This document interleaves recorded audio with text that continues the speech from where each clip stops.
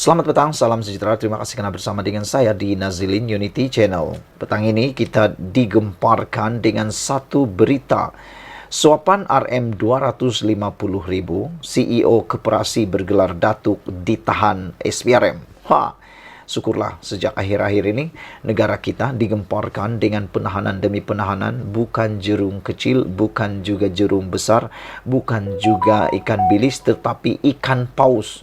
Kalau jerung selama ini kecil, kali ini mula sudah SPRM menangkap, menahan ikan-ikan paus yang sebesar entahlah besar macam mana. Kita bersyukurlah kerana SPRM sejak Anwar Ibrahim menjadi Perdana Menteri dilihat lebih bergerak bebas dan juga mampu melaksanakan transformasi yang luar biasa yang kita harapkan. Di Shah Alam hari ini, seorang ketua pegawai eksekutif CEO sebuah koperasi bergelar datuk ditahan Suruhanjaya Pencegahan Rasuah Malaysia SPRM kerana menerima suapan lebih 250.000.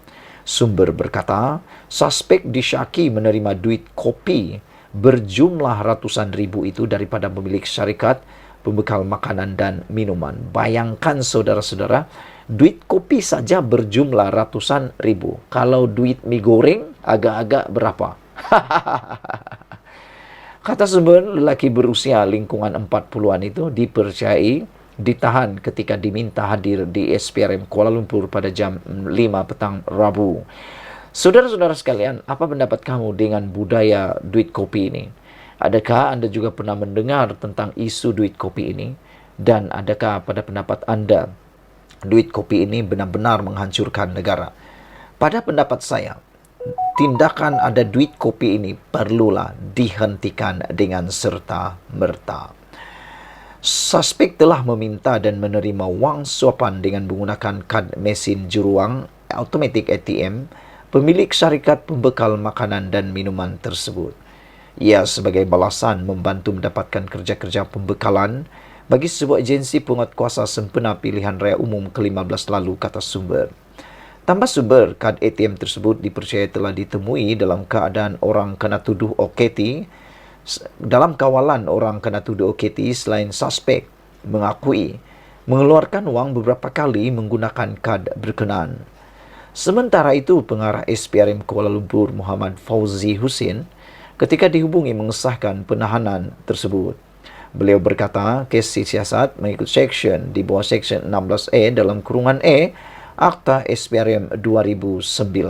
Saudara-saudara sekalian, pendedahan yang mengejutkan ini memang perlu kita ketahui sepanjang waktu. Kita ucapkan tahniah kepada SPRM kerana bertindak dengan luar biasa sejak kebelakangan ini.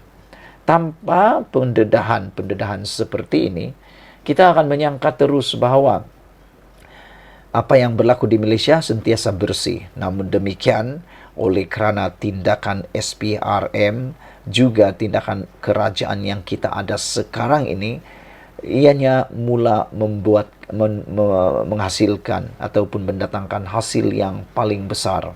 Apabila negara kita mula dipercayai, indeks rasuah negara kita mula menjadi baik.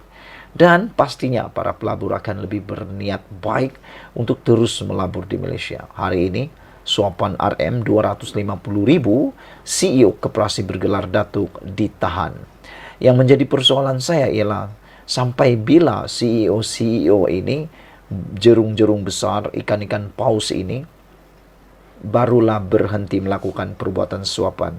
Tidak cukupkah gaji mereka? Tidak cukupkah pendapatan mereka? Tidak cukupkah apa yang mereka terima selama ini sehingga sanggup melakukan lagi suapan?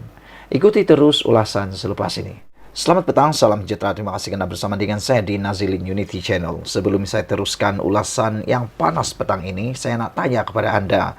Pada pendapat anda, siapakah yang sebenarnya pembohong, berbohong, licik dan amat licik?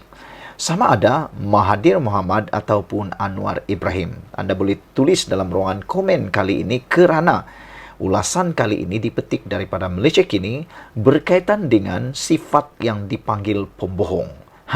Pada pendapat anda, antara dua peribadi ini, ada antara Mahathir dan juga Anwar Ibrahim, anda boleh tolong tuliskan dalam ruangan komen. siapa sebenarnya pembohong dan siapa sebenarnya yang paling licik di dalam dunia politik. Saudara, ada rakan karib saya, seorang juga penganalisis politik dan juga pemerhati politik, menulis mengatakan bahwa untuk menjadi seorang ahli politikan, beliau kata syarat wajib ialah perlulah licik, bijaksana, dan juga tak pandai malu, kata beliau. Apa pendapat kamu semua? Betulkah kawan saya punya kata-kata itu? Mau jadi ahli politik perlu licik, tak pandai malu, dan bijaksana. Anda tolong berikan komen. Namun, kenyataan Tun Mahathir Mohamad pada petang ini amat mengejutkan kita. Berani dia menggelar Anwar sebagai pembohong, gagal ke muka bukti seperti dijanji. Saya tidak setuju. Saya pun tak pasti apa yang dikatakan oleh Mahathir ini sebagai Anwar pembohong. Dan beliau kata gagal ke muka bukti. Tak tahulah apa yang coba disampaikan oleh Mahathir. Oke, jom kita tengok dulu apa kata-kata Mahathir dalam Malaysia kini ini. Dr. Mahathir Mohamad menganggap Perdana Menteri Anwar Ibrahim sebagai seorang pembohong demi kepentingan pribadi dan sejak 25 tahun lalu tidak pernah memberikan bukti kukuh menunjukkan bekas Perdana Menteri itu pernah menyalahgunakan kuasa untuk mengumpul kekayaan. Dalam sanggahan 60 halaman terhadap penyataan pembelaan Anwar terhadap saman fitnahnya, bekas ahli Parlimen Langkawi itu menegaskan bahawa defendant merujuk kepada apa yang dipanggil dokumen sebagai bukti tetapi akan memberi alasan apabila enggan mendedahkan bukti tersebut. Ahli Parlimen veteran berusia 97 tahun itu menegaskan pembelaan Anwar tidak mengandungi sebarang bukti walaupun pengurusi Pakatan Harapan PH itu pada 7 April lalu dilaporkan media sebagai berkata dia sedia untuk mengemukakan bukti untuk menyokong dakwaannya terhadap Planatif. Mahathir mendakwa ia bertentangan dengan pendapat Anwar tentang kerajaan menyelamatkan KPB, kini dikenali sebagai Pos Logistik Berhad, sebuah syarikat yang anak Planatif Mirzan adalah pemegang saham majoriti dan pengarah. Defendant sendiri sebagai timbalan Perdana Menteri ketika itu, Mac 1998, memberitahu media bahawa ia bukan langkah penyelamatan tetapi sekadar keputusan perniagaan. Mahathir berkata Anwar yang merupakan sebahagian daripada jemaah menteri pada awal dan pertengahan 1990-an berada di Parlimen pada 1997 untuk memberitahu ahli Parlimen Lim Guan Eng bahawa penjualan saham kumpulan wang perseraan diperbadankan KWAP dalam MISC Berhad kepada Petronas bukanlah sesuatu tindakan bailout. Bekas orang kuat UMNO itu menegaskan Anwar ketika itu memberitahu Dewan Rakyat perjanjian tersebut menunjukkan ketelusan pentadbiran ketika itu yang tidak dipengaruhi oleh mana-mana perniagaan milik keluarga yang meminta bantuan kerajaan. Ini jelas menunjukkan defendant mempunyai ciri-ciri pembohongan. Ini kerana defendant mempunyai pendirian yang berbeza pada 1996 daripada 90-an daripada apa yang dinyatakan dalam pembelaannya hari ini menurut beliau. Begitu juga dengan keengganan defendant sehingga hari ini untuk mengemukakan sebarang bukti untuk menyokong dakwaannya. Ini menunjukkan defendant akan berkata sesuatu dan kemudian mengubah pendiriannya sambil memfitnah asalkan yang memenuhi faedah peribadi defendant, kata Mahathir lagi. Saudara-saudara sekalian, apabila kita melihat berita tentang pendedahan ini, ianya amat menarik perhatian kita kerana tindakan Mahathir menyaman Anwar Ibrahim ini menyebabkan kita melihat banyak perkara yang telah berlaku sejak 25 tahun lalu sehingga kan kita tertarik apalagi yang akan keluar selepas ini, apalagi perkara yang akan keluar selepas ini. Yang pentingnya ialah adakah anda setuju dengan kata-kata Mahathir ini bahawa Anwar pembohong gagal ke muka bukti seperti dijanji, kata Mahathir. Sekian dulu kali ini, ikuti terus ulasan selepas ini. Selamat tengah hari, salam sejahtera. Terima kasih kerana menonton channel Nazilin Unity. Apabila Muhyiddin Yassin menyifatkan kerajaan perpaduan pimpinan Anwar Ibrahim sebagai tidak boleh diharap, ini satu perkara yang memang agak mengecewakan kita. Kerana apa yang dinyatakan oleh Muhyiddin Yassin itu tidak benar sama sekali. Kerajaan pimpinan Anwar Ibrahim adalah kerajaan yang amat boleh diharap.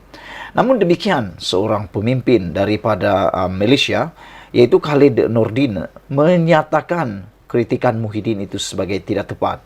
Beliau menyifatkan sebagai kritikan Presiden Bersatu itu adalah sesuatu yang amat tidak tepat sama sekali. Naib Presiden UMNO Khalid Nordin membidas kritikan Presiden Bersatu yang menyifatkan Kerajaan Perpaduan Pimpinan Anwar Ibrahim tidak boleh diharap. Sebenarnya apabila Muhyiddin kata pimpinan Anwar Ibrahim, Kerajaan Perpaduan ini tidak boleh diharap, ia sebenarnya perlu merujuk kepada bagaimana kerajaan yang ada pada beliau sebelum ini. Beliau memahami kenyataan itu dibuat Muhyiddin yang juga pengerusi Perikatan Nasional PN memandangkan PRN akan diadakan di 6 negeri iaitu Selangor, Negeri 90, Pinang, Terengganu, Kedah dan Kelantan, kata beliau.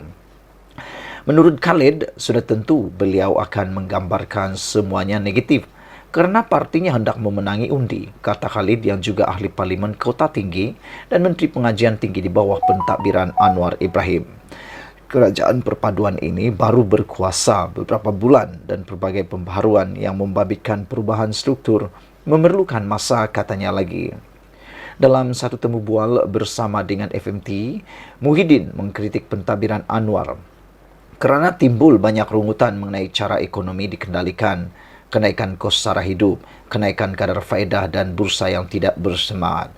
Khalid berkata ada banyak perbezaan pentadbiran Anwar dengan Muhyiddin yang mengisytiharkan darurat negara pada tahun 2021 untuk membendung wabak COVID-19 dan menggantung parlimen semasa darurat, menyebabkannya dikritik hebat pelbagai pihak. Ahli Parlimen Bangi, Syekh Rizan Johan, menolak dakwaan Muhyiddin bahawa tiada apa-apa yang berlaku selepas 7 bulan kerajaan perpaduan memerintah, dengan mengatakan bahawa banyak inisiatif telah diperkenalkan. Menurutnya, antara inisiatif meringankan beban rakyat dilaksanakan, termasuk program e-tunai Belia Rahmah dilaksanakan baru-baru ini serta perubahan lain seperti nyah jenayah bunuh diri dan memansuhkan hukuman mati mandatori. Beliau menggesa pembangkang supaya berhenti bermain dengan polemik dan mula memainkan peranannya sebagai pembangkang yang bertanggungjawab untuk membina semula negara. Mereka tidak menawarkan sebarang dasar alternatif. Sebaliknya, mereka kebanyakannya menggunakan retorik perkauman dan agama untuk mendapatkan sokongan politik, kata beliau lagi. Cakap-cakap Perikatan Nasional yang berterusan mengenai pertukaran kerajaan yang bermula dari hari pertama sehingga kini juga tidak membantu, katanya. Saudara-saudara sekalian, sebelum kita kepada ulasan yang seterusnya, laporan yang seterusnya, apa pendapat anda tentang dakwaan Muhyiddin Yassin bahawa kerajaan pimpinan Perdana Menteri Anwar Ibrahim tidak boleh diharap? Kerana menurut Khalid Nordin, beliau mengatakan bahawa kenyataan yang dibuat Muhyiddin itu adalah untuk memancing undi dan selain daripada itu, memanglah beliau akan mengatakan perkara yang buruk semata-mata. Ini tujuannya untuk memenangi undi, kata beliau lagi. Selain daripada itu, kerajaan perpaduan ini baru berkuasa beberapa bulan dan pelbagai pembaharuan membabitkan perubahan struktur memerlukan masa. Tiada perkara di dunia ini boleh diselesaikan dalam masa hanya sedetik, apalagi kalau ianya berkaitan dengan kemajuan rakyat dan negara Malaysia. Saudara-saudara sekalian, dibanding dengan kepimpinan Muhyiddin Yassin sebelum ini, ada banyak perbezaan. Kerana ketika Muhyiddin Yassin menjadi Perdana Menteri, menurut Khalid Nordin, apa yang berlaku ialah Muhyiddin mengisytiharkan darurat pada tahun 2021 untuk membendung wabak COVID-19, dan selain daripada itu, yang paling menjadi troll, yang paling dikecam kepada Muhyiddin Yassin ialah bukan saja beliau banyak kali tidak bersedia bersama dengan media, tetapi juga beliau telah menggantung parlimen semasa darurat, mengakibatkan beliau dikritik hebat oleh pelbagai pihak. Selain daripada itu, ahli Parlimen Bangi juga mengatakan bahawa dakwaan Muhyiddin bahawa tiada apa-apa yang berlaku selepas 7 bulan adalah sesuatu yang tidak boleh diterima kerana telah banyak inisiatif yang telah dilancarkan oleh kerajaan bagi membantu rakyat Malaysia. Selain itu, beliau menggesa supaya pembangkang berhenti bermain dengan polemik dan mula memainkan peranannya sebagai pembangkang yang bertanggung jawab untuk membina semula negara. Kata ahli parlimen tersebut, mereka tidak menawarkan sebarang dasar alternatif. Sebaliknya, mereka kebanyakannya menggunakan retorik perkauman dan agama untuk mendapatkan sokongan politik. Cakap-cakap Perikatan Nasional yang berterusan mengenai pertukaran kerajaan yang bermula dari hari pertama sehingga kini juga tidak membantu, kata beliau. Jadi, adalah lebih baik mereka menawarkan cadangan daripada terus mengamalkan retorik yang tidak bermakna. Ikuti terus ulasan selepas ini. Selamat pagi, salam sejahtera. Terima kasih Anda bersama dengan saya di Nazilin Unity Channel. Pagi ini, berita paling malang untuk Muhyiddin Yassin dan Azmin Ali tersebar di selerata dunia. Apabila dikabarkan bahawa mereka tidak akan menang di Selangor. Ini berita yang patut Anda share supaya memberikan keyakinan kepada semua penyokong dan pengundi yang ada di Selangor untuk tetap mengekalkan kerajaan perpaduan Kerajaan Pakatan Harapan yang ada di Selangor pada waktu ini.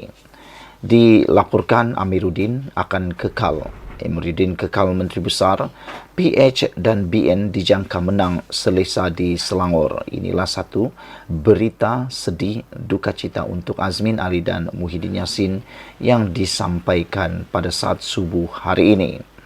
Di sebalik kegairahan PN yang bercita-cita besar mahu menawan Selangor pada PRN 12 Ogos ini, Menteri Besar Amiruddin Shah kelihatan kekal tenang dan langsung tidak gelabah menghadapinya. Di wajahnya sedikit pun tidak terlihat garis-garis risau atau bimbang. Negeri yang berjaya ditawan PKR sejak 2008 itu akan jatuh ke tangan pihak lawan.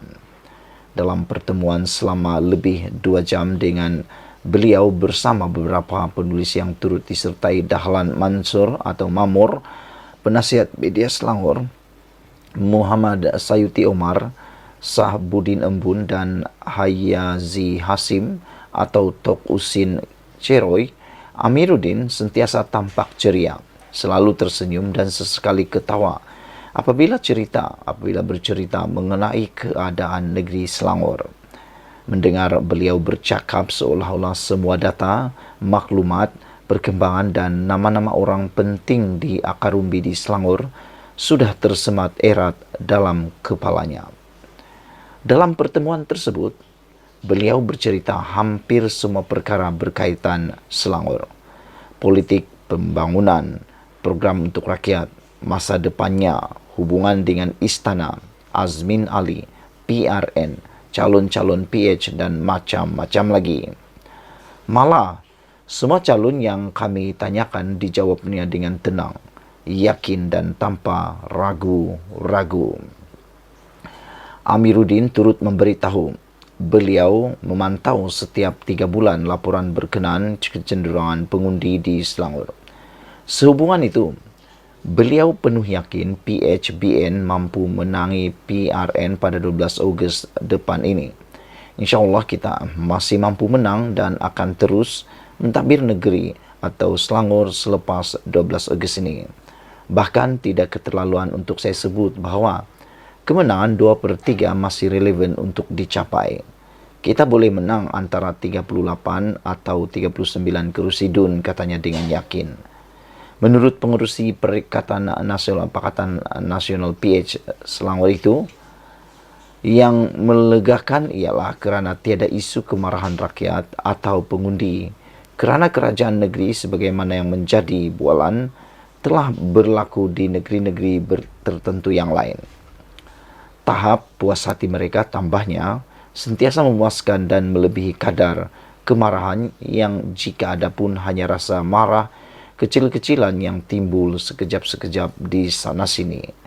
Ini kerana, kata beliau, sepanjang menerajui Selangor, keutamaannya ialah untuk mewujudkan kestabilan dan memberi kemakmuran kepada rakyat negeri itu.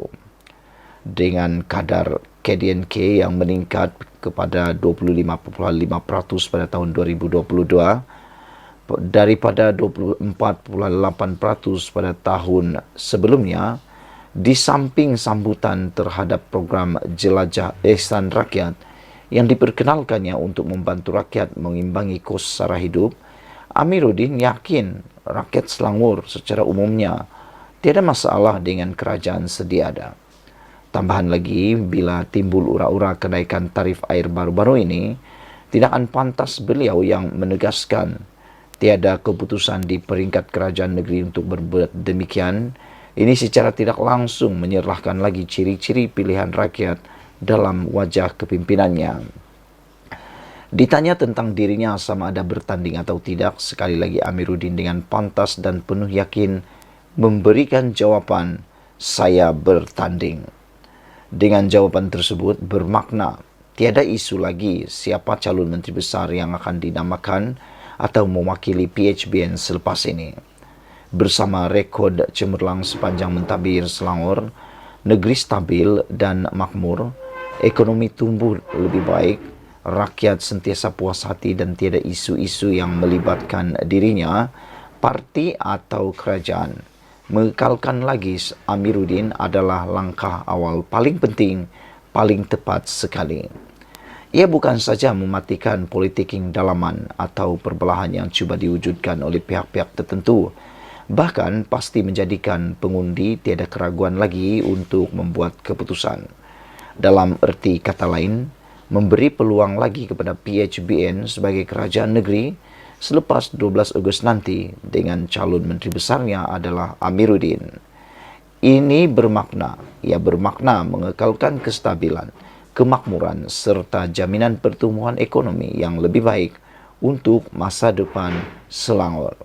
Itulah dia saudara-saudara sekalian, berita ataupun laporan yang paling sedih untuk Azmin Ali dan Muhyiddin di Selangor hari ini.